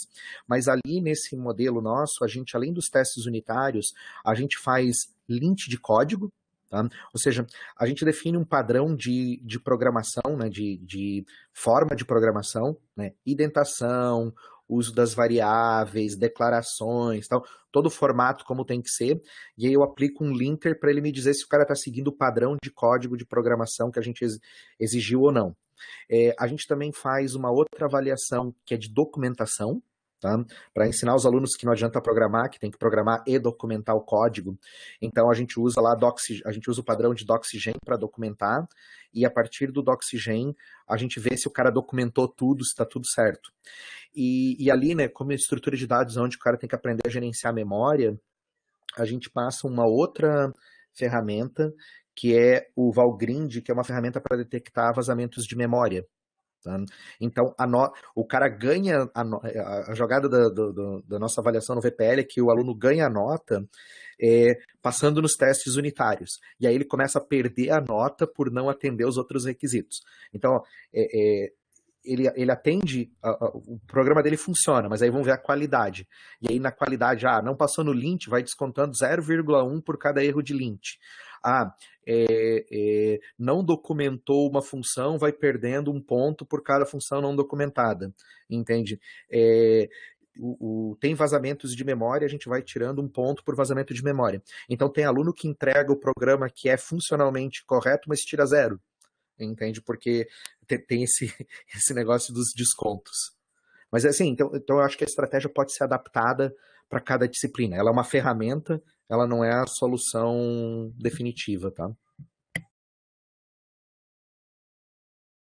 Perfeito, Jean. Muito bom, realmente muito rico, né? Muitos recursos, né? Muito ricos aí que a gente tem, mas demanda tempo, realmente, né? Você também não iniciou isso de um dia para o outro, né? Foram 8 anos aí de trabalho que você está desenvolvendo essas coisas, né? Então, estou falando isso só para não desanimar os colegas, né? Sérgio, só para o pessoal não desanimar, tá? Dá para chegar nisso daí, mas eu acredito que a gente teve aí, olha, por volta de umas 800 horas de trabalho para deixar essa disciplina do jeito que ela tá, entende? Foram vários semestres dedicando toda a minha carga de preparação de aula para ir evoluindo. E aí chega no semestre seguinte, importa o semestre anterior e continua evoluindo. Então, eu acho que esse é o segredo, entende? Talvez agora é o início os colegas aí, de algo que vai modificar o processo didático-pedagógico daqui para frente, entende? Mesmo na hora que a gente estiver presencialmente em sala, a gente vai poder contar com essas ferramentas de apoio, né, para ajudar a gente para frente. Exatamente. Eu sou testemunha do uso do VPL, né, que é o ambiente de programação virtual, com correção manual, né? Eu uso a correção manual, eu corrijo os algoritmos. Então, é muito simples, porque o ambiente ele executa os programas em qualquer linguagem, então qualquer professor que envolva algum tipo de cálculo, alguma disciplina que envolva cálculos, ele pode usar o ambiente VPL. E os alunos que já passaram pela introdução à ciência da computação e cálculo numérico, que são todos os alunos que estão no ciclo profissionalizante das engenharias, eles já sabem isso, já usaram isso na introdução à ciência da computação e em cálculo numérico. Então, os outros professores podem usar esse ambiente com tranquilidade. É uma atividade tranquila de criar, tá? A gente pode falar sobre isso em mais detalhes, mas é bem tranquilo, é só procurar a atividade VPL e de criar um programa com um nome cuja extensão é do programa, do software que vai executar. Tipo, o MATLAB Octave, a gente coloca a extensão .m, que é super tranquilo, que os alunos conhecem muito fácil, né? Daniel, pode fazer uma pergunta, sim. Eu queria colocar um monte, eu vejo isso aqui, tem um monte de questionamentos, né? Mas eu, por exemplo, a questão acho que uma das preocupações de todo mundo aqui é porque, primeiro, que você vai ter problemas de intercorrência, quedas e tal, então você precisa dar um passo maior. E aí você tem as redes, WhatsApp, Instagram, ou seja, a veracidade da individualidade de cada prova é um problema. Isso já acontecia na prova presencial. O que eu fazia? Eu criei uma técnica dentro do LaTeX, inclusive, que eu gerava prova de somatório. No início, como o próprio Jean colocou, eu fazia provas só com somatório real, mas isso aí era muito duro, né? Então, aí eu fiz um sistema para poder pegar os somatórios parciais e dar pesos, assim, relativos. E eu sei que isso dá para fazer... de fato, o somatório parcial é uma questão binária, sim ou não. O grande problema é que, normalmente, você tem um cabeçalho com o tópico e várias questões correlacionadas, é o mesmo cabeçalho. E era importante que esses cabeçalhos se mantivessem constante. E aí eu viesse a primeira questão, a segunda questão, a terceira questão, a quarta questão e tal. É importante também, as preocupações vão vindo porque é importante também que eu tenha uma aleatoriedade. Como o sistema que eu criava uma aleatoriedade. Ele trocava a ordem das questões e ele trocava os índices. Então, eu dava 6 provas, 8 provas. Já cheguei a fazer... Então, com isso... A correção era relativamente mais simples, eu tinha um padrão de prova e corrigia cada padrão de prova, né? Não automatizei tudo, eu usava o padrão de prova. Isso seria o ideal agora, você ter aleatoriedade, né? O problema, aí que vem os problemas. O primeiro problema é esse, que se eu posso fazer uma questão binária com cabeçalho que se mantém. A outra questão é que eu vou ter que criar uma base de dados. Eu já tinha essa base de dados, vou ter que transpor agora para o Moodle. Mas a grande questão é que o Moodle ele é muito, muito, muito burocrático. É muito clique. Para você colocar cada coisa, clique. Se você tivesse um padrão, aí eu vi que o Jocely me colocou que tem um formato XML. Então, nessa confusão toda, que a gente tem que criar essa base de dados, porque senão a nossa avaliação não vai valer nada. É simples. Porque nós temos que flexibilizar no tempo. Então, eu estou nesse compromisso aqui, nessa dúvida existencial. Eu vou te responder, talvez, em algumas etapas. Eu acho que a questão dos somatórios, ela é fácil de tratar para você, tá? Você pode pegar e dizer que é uma questão de múltipla escolha com múltiplas seleções, entende? E aí você dizer assim, ó, se o cara selecionar isso, ele ganha 10% da nota da questão. Se ele responder aquilo, ele perde 10%. isso você consegue fazer na questão, tá? Múltiplas questões com com variabilidade de ordem e tal, mantendo o enunciado, também dá para fazer, porque você vai criar elas como questões independentes e vai colocar elas dentro da tua prova, dentro de um bloco, tá? E pedir para aleatorizar elas dentro do bloco. Então, na prática, todas elas têm o mesmo enunciado, né, com uma pequena variação ali, e aí vai mudando o conteúdo. Dá para fazer, tá? E a segunda resposta sobre importação, eu fiz isso muito, tá? Para poder aumentar o banco de questões.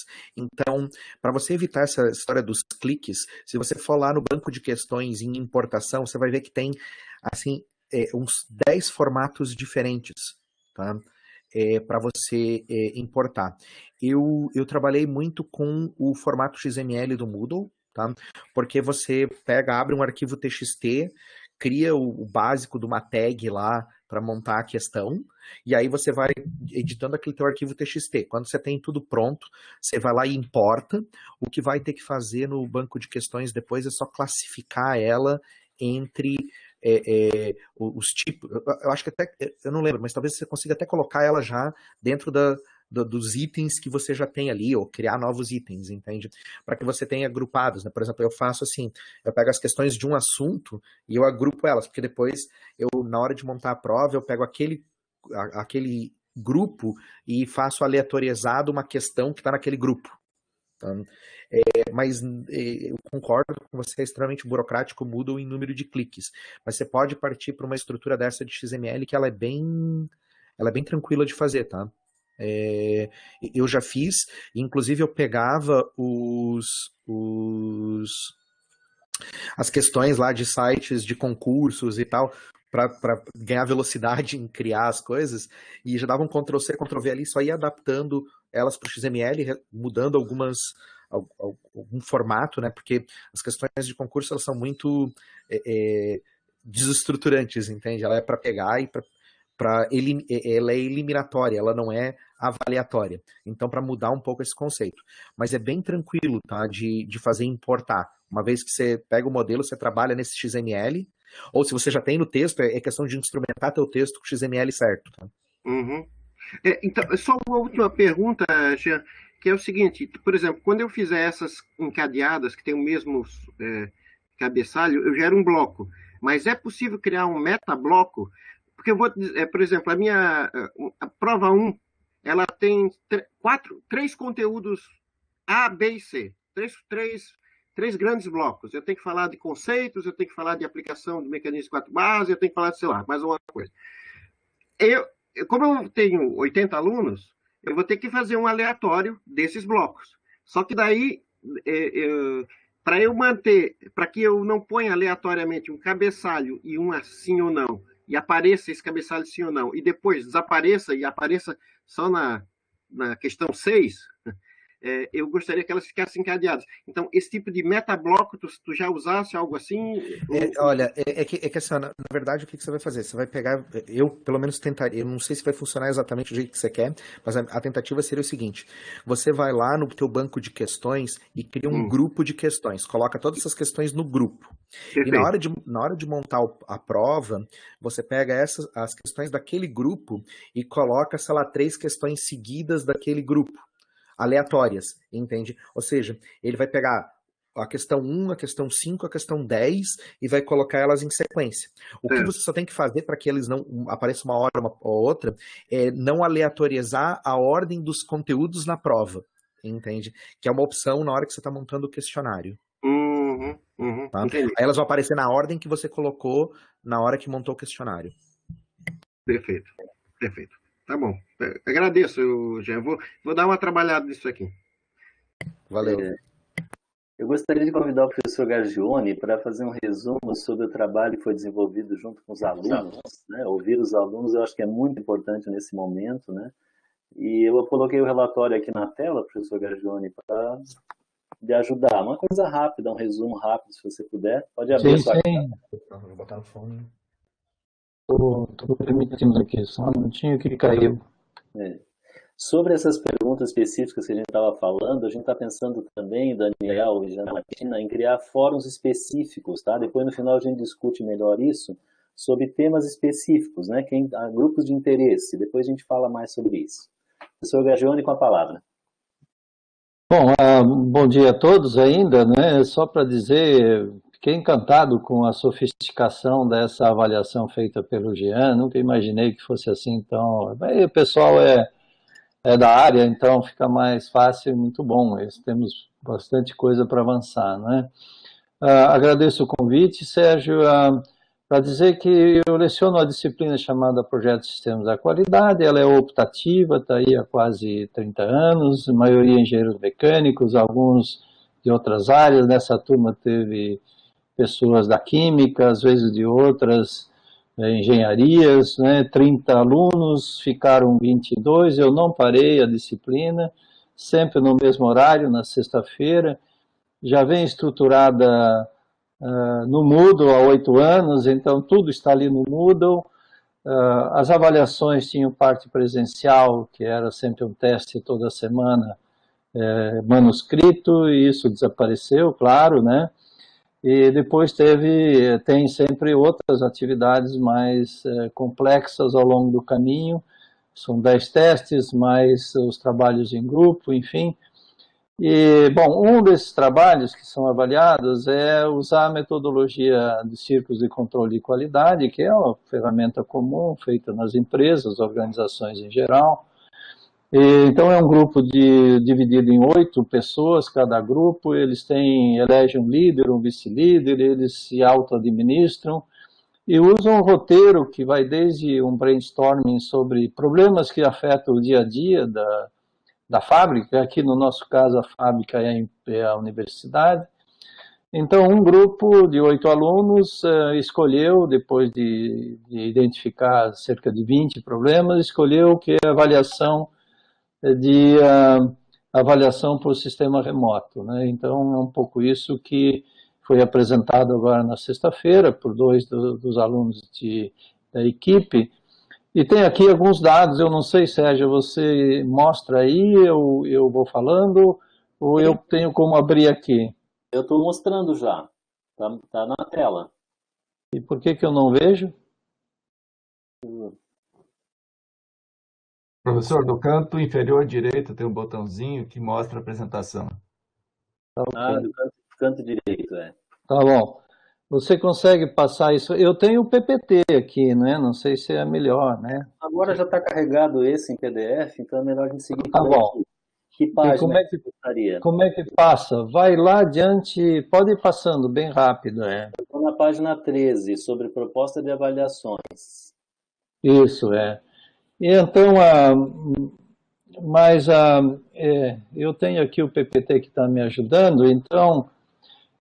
foram 231 respostas de um questionário que foi apresentado, 215 alunos, 15 professores e um ex-aluno. E a maioria, claro, aluno de graduação, né? E pergunta primeira foi assim, qual é o melhor formato para as aulas presenciais, não presenciais? Então, a maioria, 67%, foi em vídeo, aula, né? O Sérgio, talvez se você ir passando lá até atingir as figuras, né? Fica mais fácil para mim. As figuras estão antes. Estão antes? Página. Aqui tinha uma figura. Você quer que eu vá no final, então? Não, eu pensei em você resumir e pode falar de tudo, mas mais específico da avaliação mesmo. Como que os alunos querem as avaliações, né? Então, vamos lá. Né? Ali o questionário fez, bom, vamos lá, que tipo de avaliação seriam melhores, né? Então, testes semanais, eles sempre identificam que Professor Gagione, tipos de aula e tipo de avaliações, né? Que são resultados muito bacanas que tem aqui, para cada categoria de disciplinas. Né? Então, tipos de disciplinas, não é isso? É porque eles categorizaram, vocês categorizaram em disciplinas do tipo matemática, projeto, experimentais e teóricas. Isso contempla tudo que a gente tem no CTC. Exato. Cada uma delas tem, então, algumas sugestões. Por exemplo, as disciplinas matemáticas, eles sugerem que tenha uma variabilidade das questões, né, bastante variáveis. A resolução pode ser através de foto ou através de scan. O desenvolvimento de trabalhos com aplicação e dedução de conteúdos assim, mais sofisticados. Combinação de avaliação de prova com consulta, mais elaborado, com trabalhos também. E defesa de prova forma oral. É interessante como eles concordam que possa haver uma defesa oral no caso de haver dúvida, né? E então o período pode ser mensal e a resolução deve ser ao vivo. No caso de projeto, como todos nós já sabemos, o trabalho mais é em grupo e a avaliação, então, é através de seminários, relatórios, desenvolvimento de grupos, pode ser de duplas ou grupos maiores, né? Os testes podem ser feitos através do Moodle, mais elaborados, sempre que é no Moodle. Quando exige um determinado período para ser resolvido, eles aceitam muito bem o fato de ser alguma coisa mais sofisticada. E, de novo, né, a avaliação nunca muito longa, isso foi uma tese geral, a avaliação de preferência semestral, ou digo semanal, ou quinzenal, mas nunca semestral, uma ou duas avaliações no semestre, né? Nas disciplinas experimentais, então, eles acham que pode haver experimentos gravados, né, e agendados, e que a avaliação seja através de relatórios de experimentos, então, sobre esse experimento gravado. A prova teórica pode ser feita via Moodle, com intervalo de tempo para fazer, tem que ter um período, claro, e com entregas semanais no Moodle, né? Esse é um pouco o que eles colocaram. Na prova teórica, nas disciplinas teóricas, então, que é a mais simples, é o meu caso, por exemplo, o trabalho pode ser individual ou em grupo, e tenho feito isso, então tem um teste semanal que é individual, aquele que fazia na sala de aula ele passou a ser mais sofisticado.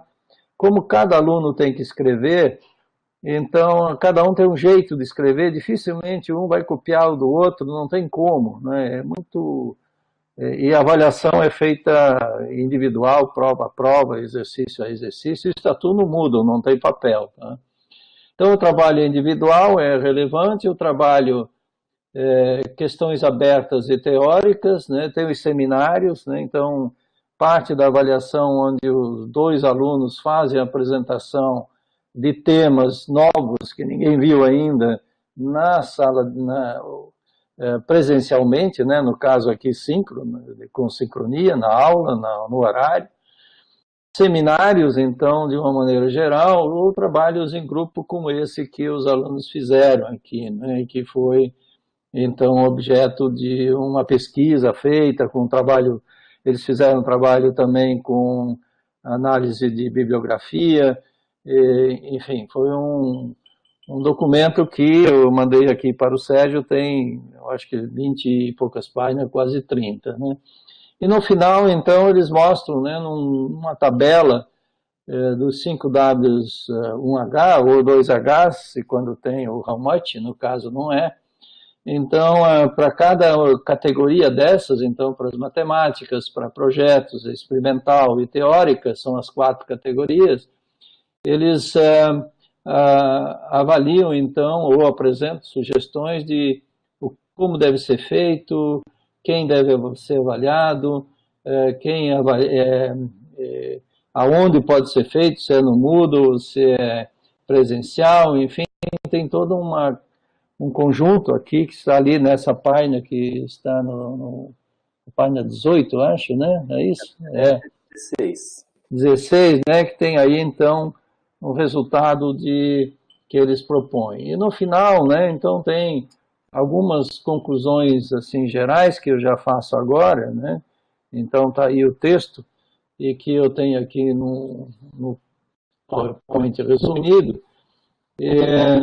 Então, eles dizem que tem necessidade latente de uma padronização para aulas e avaliação. Esse aqui vale mais para disciplinas de mais de uma turma, né? Quando tem muitos alunos, várias turmas, então eles sugerem que seja padronizado, que cada professor não precisa fazer a sua aula, basta ter uma aula, já que eles sugeriram lá na frente, né, que era fazer as aulas gravadas, que seja uma gravação única, padrão, né?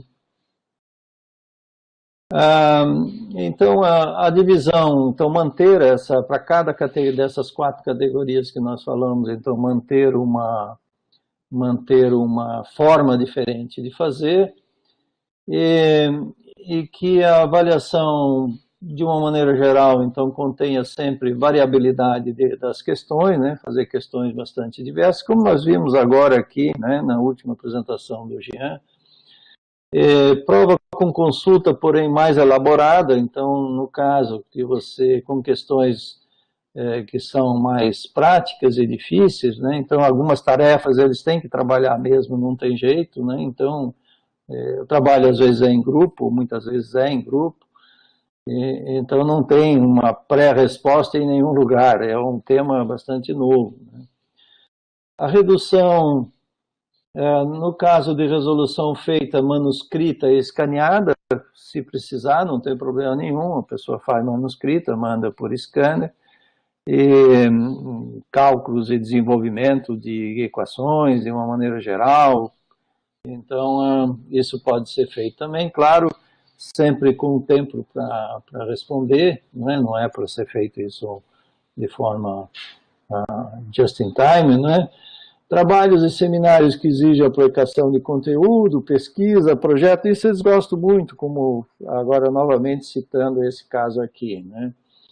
E que os testes eles sejam semanais, não sejam muito espaçados, não é para acumular muita matéria, né? Então eles acham que o sistema deve ser bastante simples, fácil de entender. E, no fundo, agora vem um comentário meu, né? A gente tem que confiar mais, digamos, Claro que você tem que desestimular qualquer tipo de cola, mas a gente tem subterfúgios, né? De fazer com que o trabalho seja, de fato, individual, muito próprio, a gente conhece cada aluno praticamente, não sei como é que seria uma turma de 90 alunos, mas de 30 alunos dá para identificar. Você pode conversar com ele por WhatsApp, você pode fazer testes que são complementares, então numa lista de 10 testes que normalmente eu faço N-2, então tem sempre 2 testes que são eliminados com notas mais baixas, ou se ele perdeu o teste, tem tarefas suplementares, então ele faz algum tipo de trabalho específico que você recomenda, e as questões são muito assim, identifique então 3 empresas e faça uma análise sobre a política de qualidade dessas 3 empresas que você abre no Moodle. Estou dando o meu exemplo, né? Dificilmente as 3 empresas coincidem de uma turma com a outra, cada um escolhe empresas diferentes e os comentários são totalmente diferentes, não há texto que você possa avaliar, bom, esse texto foi Ctrl+C, Ctrl+V, não existe, né? Então é um pouco isso, Sérgio, que é bem resumido, né? Foi um trabalho muito bom, um trabalho bastante sério, e a expectativa minha era que eles aplicassem a metodologia e não cuidasse muito da qualidade do resultado, do conteúdo, mas no final acho que ficou bom porque eles fizeram um trabalho bem sério, não foi só para mostrar a metodologia, mas foi para mostrar um bom resultado. Eles estão à disposição, eu tenho aqui o PowerPoint, posso passar depois para o Sérgio, eu só não passei, Sérgio, porque travou na hora de mandar, porque é muito pesado, eu devia ter compactado, e acabei mandando só o texto que está aí, mas está à disposição, acho que os alunos não vão... Estou muito orgulhoso de poder mostrar esse trabalho que fizeram para uma sala de aula e agora serve para discussão, enfim, né, os professores podem aproveitar bem. Então era isso, Sérgio, obrigado aí pela oportunidade, fico à disposição. Muito bom, professor Gagione, excelente trabalho, iniciativa e principalmente por ter ouvido os alunos, né? A gente precisa desse feedback deles.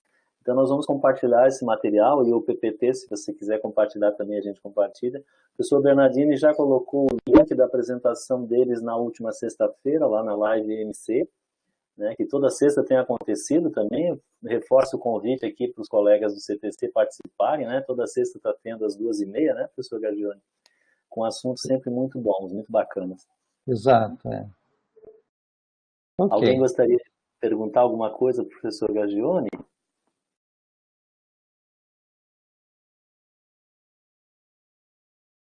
A gente teria uma apresentação rápida do professor Mariane, mas eu vou sugerir que fique para a próxima terça, Mariane, que daí a gente já junta com outras questões. E eu gostaria de fazer algumas ponderações. Professor Adroaldo, gostaria de fazer uma pergunta? Pode falar, professor Adroaldo. Bom dia a todos, pessoal. Bem bacana aí apresentado aí até agora. Mas tudo que eu vi até agora me causou uma certa inquietude, né? A primeira delas, né, com relação a gente ter que aplicar um Moodle, né, para avaliação. Isso realmente é verdade? A gente vai ser obrigado a fazer isso? Essa é a minha primeira pergunta. Uhum. Eu entendo que sim, professor Adroaldo. Agora... Um artigo daquelas várias milhões de páginas que mandaram para a gente. Exatamente. Eu vou me ater à minuta, prometo olhar com mais cuidado para ver se tem... Porque olha só, o que eu e o professor Depieri temos conversado antes da aprovação da minuta, né, professor Depieri, na sociedade? Estou aqui. O mais flexível seria o ideal, né, professor Depieri? O mais flexível. O presencial não tem obrigatoriedade no mundo, agora vai ter. Então, eu acho que a gente tem que flexibilizar até a nível de centro, né, professor Depieri? A minha impressão, Sérgio, só fazer um comentário, mas eu acho que é prudente a gente dar uma olhada, uma vasculhada, porque é tanta entrelinha naquela resolução que a gente não sabe bem o que foi aprovado. Mas, quer dizer, o Moodle é a plataforma para controle dos alunos, é a única coisa que parece que está sendo exigida é que o controle seja feito por ali. Ou seja, material disponível ali e tal. Agora, não, eu acho que em algum lugar lá está escrito preferencialmente o Moodle. Tá? Então, se for isso, quer dizer, toda a parte acadêmica tal, para depois conversar com o CAGR, vai ser feito por ali. Mas, se isso for verificado, é isso que a gente vai ver, daí a gente pode autorizar que não seja pelo Moodle. Claro. Professor Edson, na resolução foi retirado a flexibilidade. Existia antes, o Comitê Geral fez essa sugestão de flexibilidade, mas foi retirado em votação no Conselho. O meu entendimento é que o Gautier colocou aqui o artigo 3º, é verdade. Eu ainda estava com a minuta na cabeça. Eu também. Eu entendo aquilo que o Fernando colocou ali, também que eu posso fazer em qualquer ambiente. Síncrono, utilizando tecnologia de informação e comunicação a critério dos docentes e dos... Usando tecnologia de informação a critério é bem isso, né? Tentou cercar o pássaro fazendo uma cerca ao lado e deixou aberto em cima, né? Então, realmente, tecnologia da informação e da comunicação dá para ser qualquer coisa.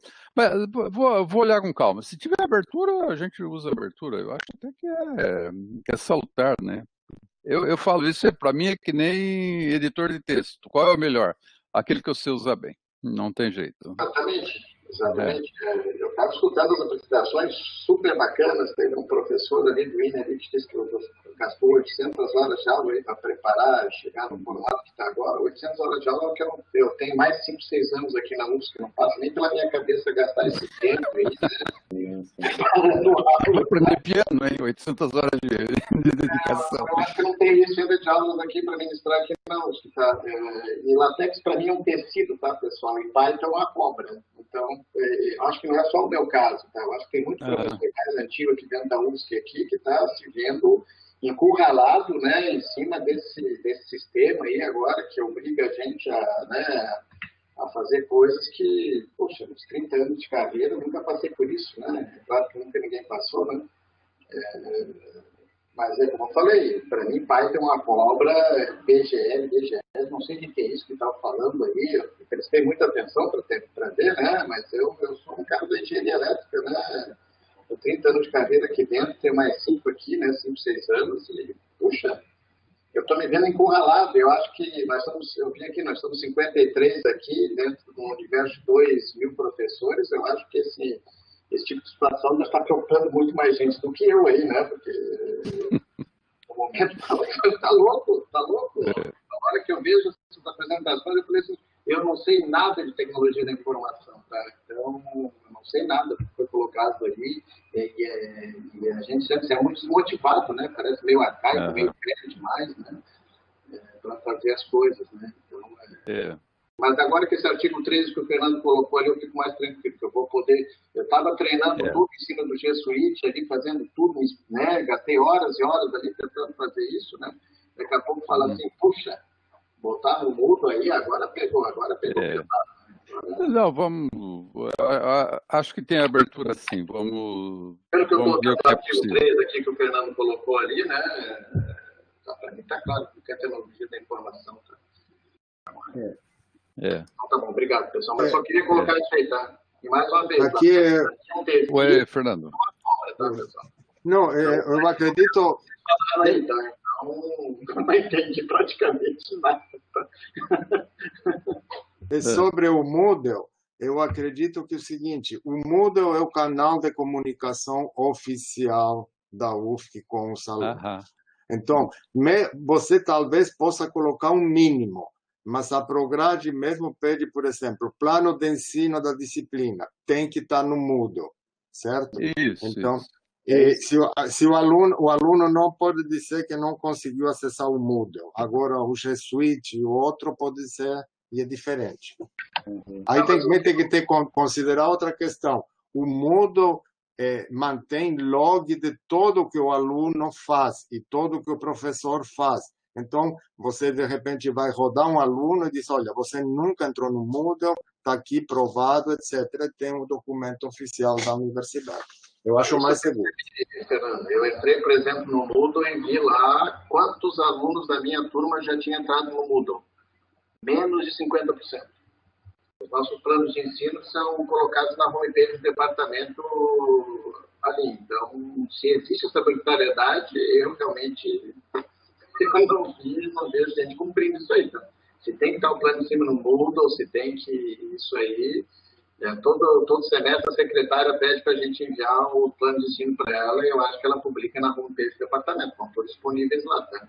E como eu falei, eu olhei lá no Moodle, lá de quantos alunos usavam, menos de 50% da turma entrou uma vez no Moodle.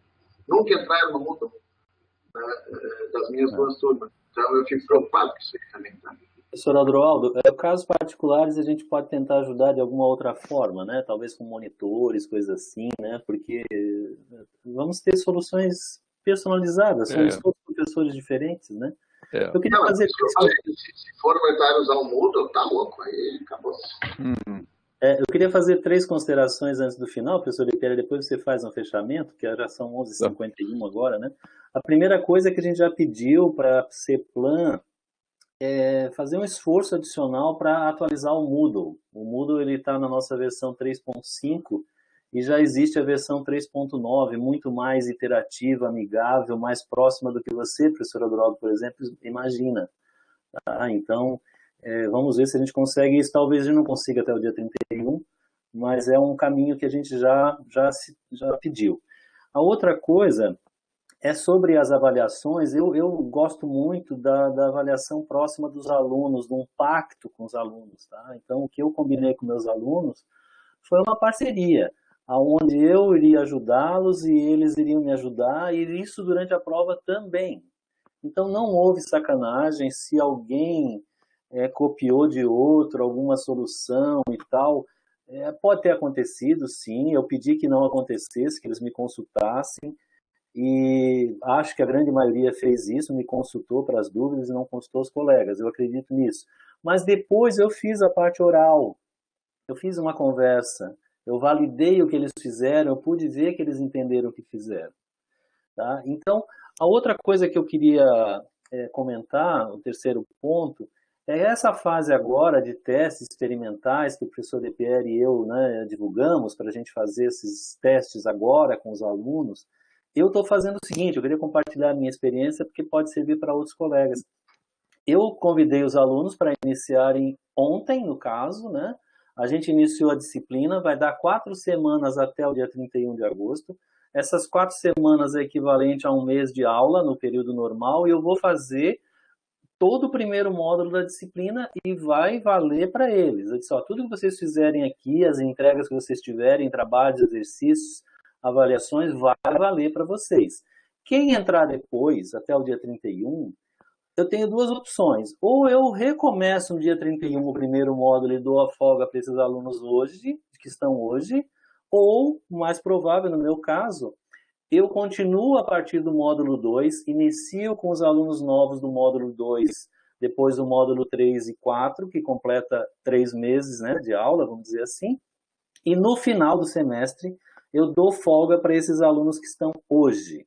Então, no final, eu fico somente com os alunos novos, terminando o módulo 1, e todos vão ver a mesma matéria, sem prejuízo algum para nenhum deles. Ô, Sérgio, posso só fazer uma observação? Uma outra saída era abrir uma outra turma, né?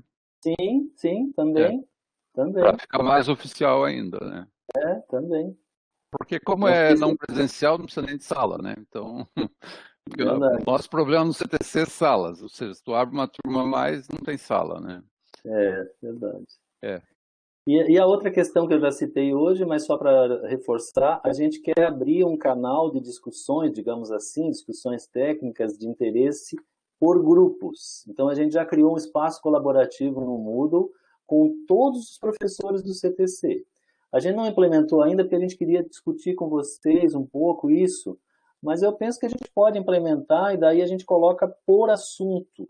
Então, os assuntos de cada, por exemplo, sobre questionário, quem tiver interesse vai lá e pergunta, e comenta, e sugere, e responde nesse fórum de questionários, tá? Mas isso é uma coisa que a gente vai amadurecer ainda. Era isso, professor De Pierre, por hoje, da minha parte era isso. Pode encerrar. Tá, bom, não, eu já vou encerrar também, está na hora do almoço, mas é isso, pessoal, a gente está tentando resolver alguns problemas, vão ser muitos, né? Mas só respondendo ao Adroaldo, né? Ainda que a gente tenha uma certa dificuldade com tecnologia da informação e da comunicação, até pela área que a gente atua, nós vamos estar bem na frente da maioria, né?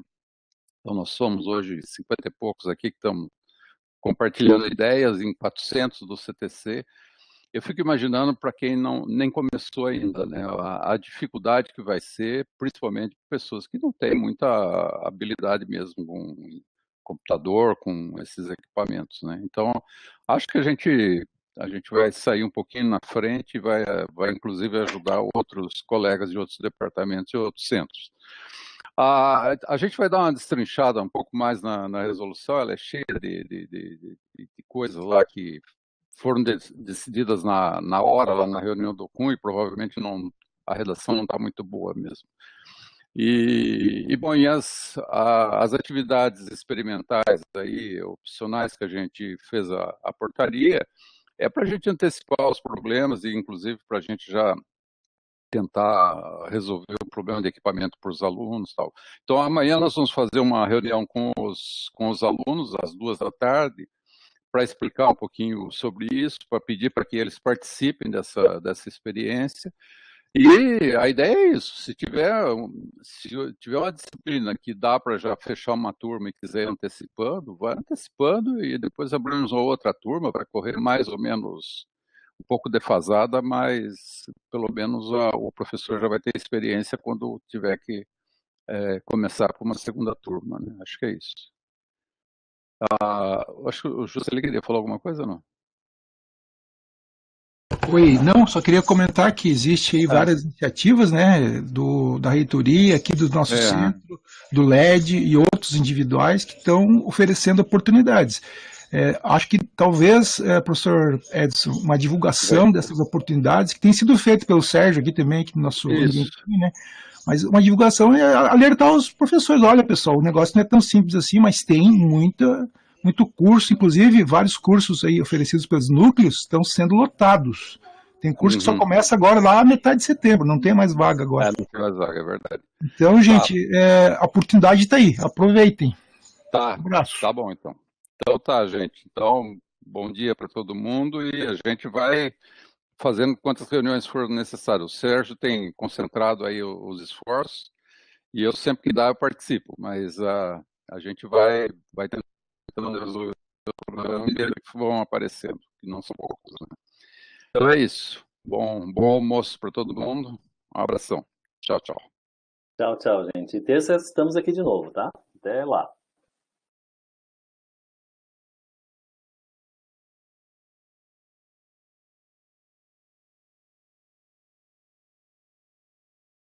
Ensino presencial.